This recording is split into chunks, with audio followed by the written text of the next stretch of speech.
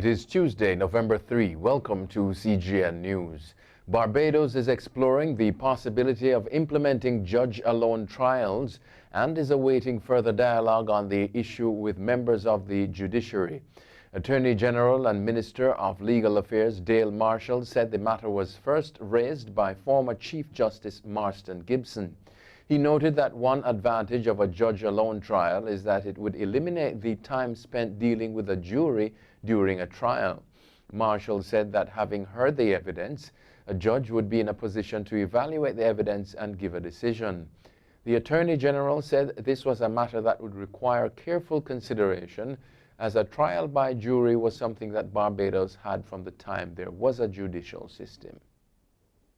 Bermuda's Health Minister Kim Wilson sent a warning to people tempted to breach strict quarantine regulations after two visitors from the United States were fined in magistrates' court on Monday. Her warning came as Bermuda recorded a sharp jump of 7 new COVID-19 cases in the space of 3 days.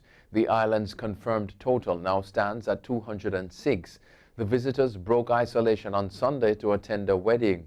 Wilson commended the outcome of Monday's court decision. The two visitors who have tested clear so far were fined $2,500.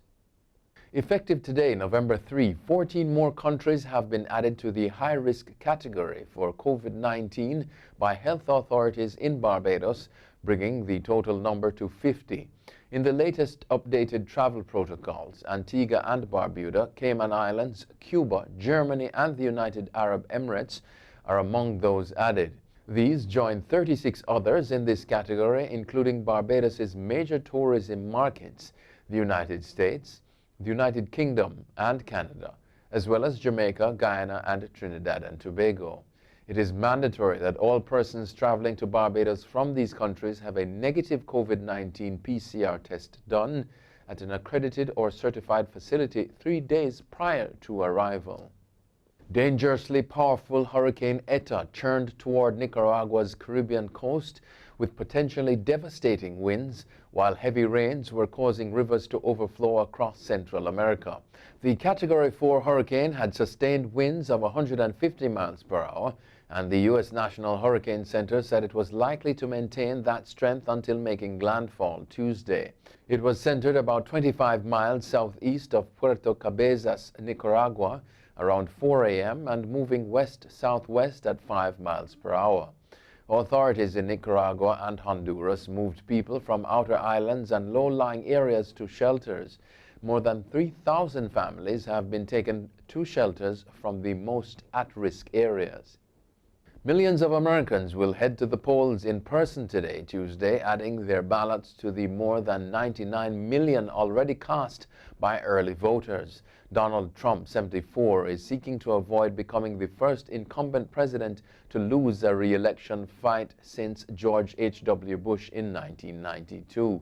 National polls show Democratic candidate Joe Biden, 77, with a broad lead, but the race is close in key battleground states needed to win the presidency.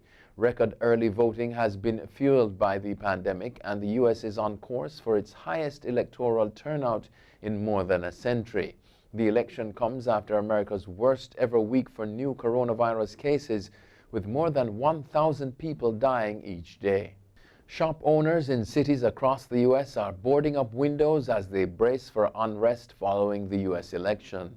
Security experts have warned of expected chaos no matter the outcome of the election, particularly in battleground states. High-end and discount retailers alike are heeding these warnings in an effort to protect their real estate, merchandise, and personnel. Retailers Saks Fifth Avenue, Nordstrom, and pharmacy chain CVS were among the biggest firms taking precautions. Walmart last week said it was temporarily removing guns and ammunition from display in thousands of its stores in the United States, citing concerns of civil unrest. In recent days, Australia's Department of Foreign Affairs updated its travel advisories, warning citizens against travel to the U.S. in part due to anticipated violence. State law enforcement officials warned Monday against pressure to declare the winner of the U.S. election amidst reports that President Donald Trump has mulled claiming victory before votes are counted. Michigan Attorney General Donna Nessel told reporters that states do not certify the election on election night and warned that Michigan was not about to let anyone steal this election. Josh Stein, Attorney General of North Carolina, said that if Trump declares victory prematurely, it would be unfortunate, but it really would be irrelevant. The political news website Axios reported Sunday that Trump has told confidants he will declare victory right away late Tuesday if it looked like he was ahead in the voting. But officials in many states say that counting the large numbers of mail-in votes could take at least another day and perhaps 3 days. The head of the World Health Organization says he will self-quarantine after being identified as a contact of a person who tested positive for COVID-19.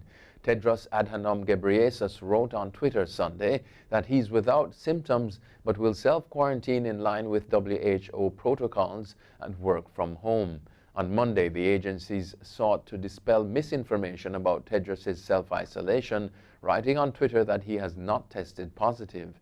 The WHO Director General has been at the forefront of the global response to the coronavirus pandemic, which has infected at least 46.5 million people and led to more than 1.2 million deaths. A 23-year-old white man has been jailed for 25 years for burning down 3 historic black churches in the U.S. state of Louisiana last year. Heavy metal musician and ex-member of Vodka Vulture's band Holden Matthews was also ordered to pay $2.7 million in restitution.